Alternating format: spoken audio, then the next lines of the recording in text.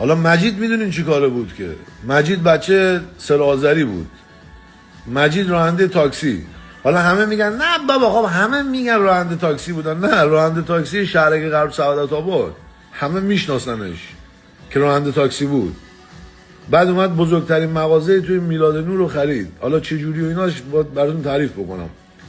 یک زندگی رویایی، انقدر یه مدت کار سخت میکرد، شب سرم میزد میخوابی. شما نمیدونید مجید عالمی چه اصلا. آقا من یک قهرمان در زندگی مگر بگن کیه؟ مجید عالمی.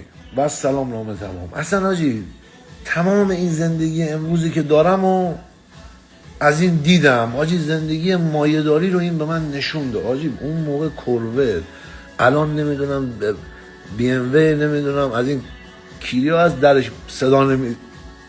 آره آی 8 آره الان اصلا حواس الان روز شب آخری که داشتم می اومدم آمریکا، شب آخر رفتم اونجا بغلش کنم و فلان و اینا، دیگه از در من اومدم بیرون حاجی، ترکیدم دیگه. خودشم فکر کنم ترکی گریه.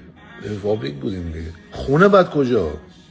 فرشته برج مهدیس، خونه 460 متر، 3-4 سال اونجا. حالا فکر کن من از اون خونه بعد میرفتم خارکوسه، دیگه اوضاعم خراب شده بود که چالوس میرفتم.